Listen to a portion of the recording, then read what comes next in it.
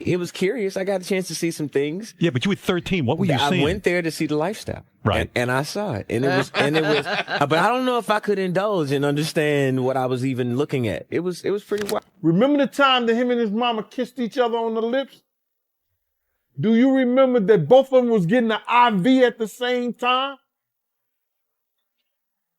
That's from the Diddy Freak Off part. Lived with Sean Puffy Combs for a year. That's the crazy thing. Now, that was L.A. Reid's idea, right? We're sending you New over York to something City. called Puffy Flavor Camp. There you go. To learn Flavor Camp. Yeah, Flavor that's what it Camp. was called. And you're going to go to Puff Daddy's. He's going In the 90s, do you understand what that's like? For nearly 2 decades, Usher Raymond has been the smooth, unshakable face of R&B, a legend in his own right. But behind the polished performances and platinum records, there's been a story he's kept buried. That silence just shattered. In a move no one saw coming, Usher has allegedly come forward with a vault of recorded voicemails, phone calls, and voice memos. And the target? Sean Diddy Combs, his former mentor, a man he once lived with. The same Diddy who helped shape his career may now be exposed as the center of something far darker than anyone imagined. These recordings reportedly go all the way back to 2004, and if what's being said is true, they could unravel a twisted legacy 2 decades in the making. But to understand just how deep this goes, we have to start where Usher's story with Diddy began, a place some called an opportunity, but others now call a warning. It all started when Usher was just 13 years old. Freshly signed to LaFace Records by L.A. Reid, he was quickly handed off to Sean Diddy Combs in what was pitched as a career-defining mentorship. The idea was that Usher would learn the game by living with Diddy at a place that insiders casually referred to as Flavor Camp. But this wasn't some summer music boot camp, it was something entirely different. Years later, Usher would look back and call it wild, filled with moments and behaviors he didn't fully understand at the time. He didn't go into detail then, but the tone said enough. What seemed like a dream gig, living with one of the biggest moguls in hip-hop, soon took on a strange, uncomfortable tone. Yeah, Usher. I met him when he was 14, and my book actually opens with that because it was one of the highlights in my career. At 14 years old, this young guy comes walking into my office and he starts singing. And I stop him early and say, wait a minute, hold up, this is too good. I need to go get some girls. So I bring all the girls from the office in, and Usher drops down on one knee and starts singing it to the prettiest girl in the room and starts seducing her with his eyes. He's 14. Yeah. And he has no fear, no anxiety, no nervousness, and he goes in and he nails it. And I'm like, okay, thank you, and welcome to LaFace Record. Diddy would later joke on a live stream about waking up with Usher, a comment that instantly went viral and sparked backlash, especially given Usher's young age at the time. That's my brother right here from day one. We used to wake up and, pause, but like that's how, back in the days when he was like 10 and I was a little bit older, his older brother, we used to fight over the Frosted Flakes, you know what I'm saying, before pause was invented, you know what I'm saying? But it's my brother for real. We used to actually wrestle off of the Frosted Flakes because he used to always get up early and now he's one of the richest stars in the world. And What the f did Puff just say? Usher wasn't just being mentored, he was being exposed. And what he witnessed during those early years wasn't just industry hustle or late-night studio sessions. According to what's now being alleged, there were parties with adults, private auditions that didn't make sense, and a sense that there were always cameras rolling, some of them hidden. And then there was one night, a night that reportedly ended with Usher being hospitalized after an incident inside Diddy's apartment.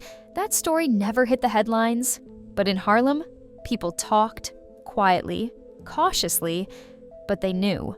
I know, and people know, that was around in that time that Puff and Usher did have a situation. And that situation led Usher to the hospital. Now, I let Usher explain that to y'all. I let Usher tell that story. But how dare you say a man that you gonna give him a pass? Bruh, you know I know. Let me reframe you on something Remember Usher? Lived with Sean Puffy Combs for a year. That's the crazy thing. Now, that was L.A. Reid's idea, right? We're sending you New over York to City. something called Puffy Flavor Camp. There you go. To learn Flavor Camp. Yeah, Flavor that's what it Camp. was called. And you're going to go to Puff Daddy's. He's going In the 90s, do you understand what that's like? As Usher spent more time under Diddy's wing, the glitz of mentorship began to wear thin, revealing something much more unsettling underneath. Behind the flashy studios and celebrity cameos, there were constant whispers of what really went on after the doors were closed. Usher, still a teenager, was allegedly exposed to scenes no kid should have to process.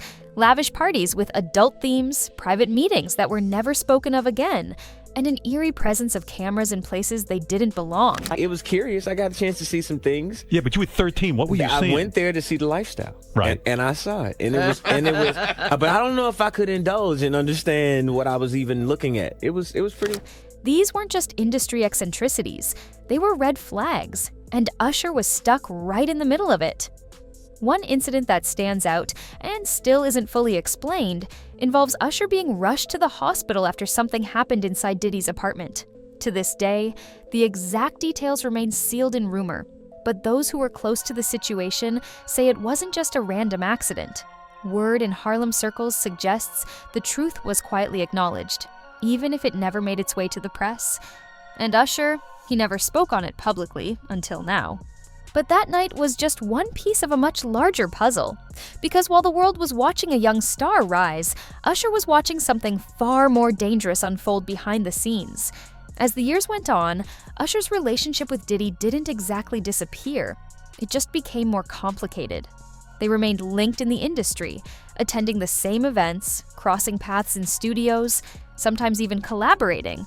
But what Usher allegedly witnessed behind closed doors was growing harder to ignore. One of the most chilling examples came during a private dinner surrounded by some of the music industry's biggest names, Jimmy Iovine, Neo, and yes, Usher himself. That night, according to multiple reports, Diddy allegedly struck Cassie Ventura, punching her in the stomach right there at the table.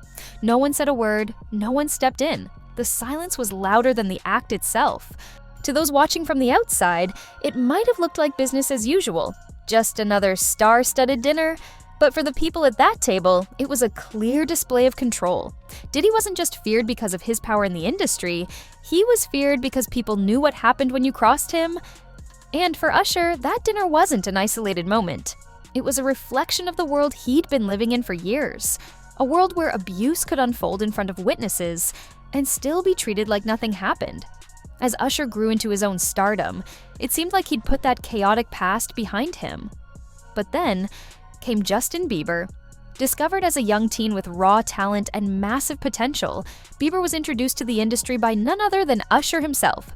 In public, it looked like a wholesome mentorship, a big brother guiding the next generation.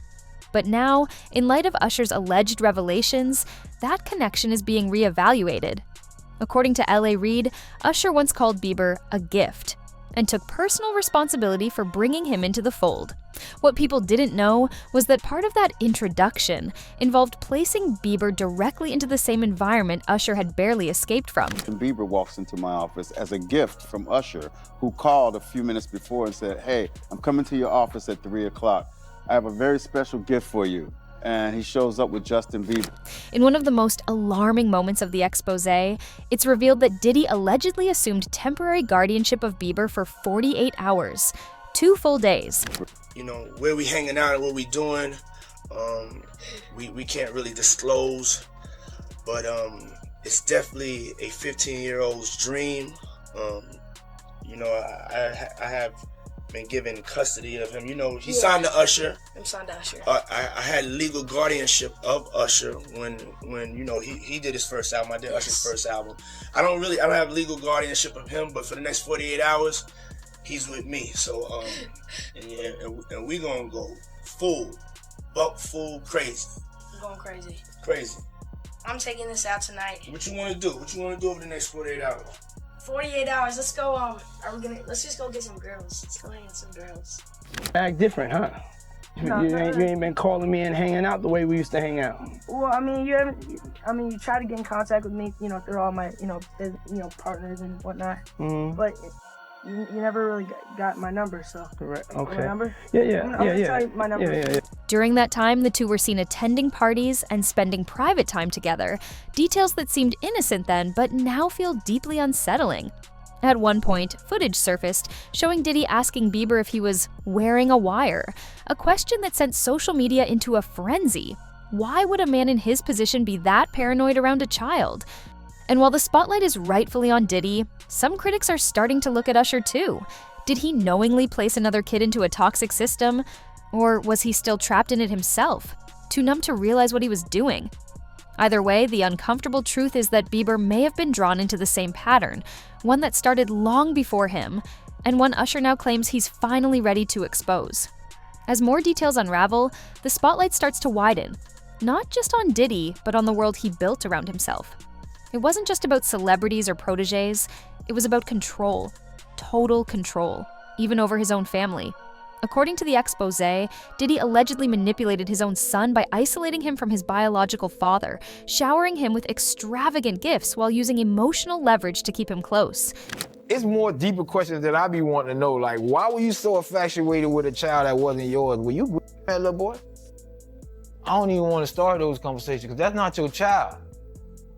You know what I'm saying? And for you to keep him that close, it's like you kept him that close because he might got your secrets because he's not your child. So if he's not your child and you that type of person with that type of character, you don't mind actually doing it to him when he finally reaches a certain age because he's not yours. It wasn't love, it was psychological power disguised as parenting. But it doesn't stop there. Former bodyguard Gene Deal made a disturbing claim that Diddy's own mother was deeply involved in the machinery. She allegedly ran a modeling agency that behind the scenes acted as a front for escort services. And not only was she aware of Diddy's infamous freak-off parties, she was allegedly present. That level of family involvement wasn't just unusual, it was twisted. Then came a clip that disturbed even longtime fans. Diddy is seen kissing his mother on the lips and joking about taking her to a strip club. On its own, maybe just awkward. But placed alongside everything else, it felt like yet another crack in a carefully built image, a glimpse into a life where boundaries were blurred and dysfunction was normalized. Introduce you to my mom. We call Mom Dukes. Hi. She's getting a drip with me. She's hydrating. What's up, Mom? Everything's good, baby. I'm here with you. Yeah. I love you. I love you too.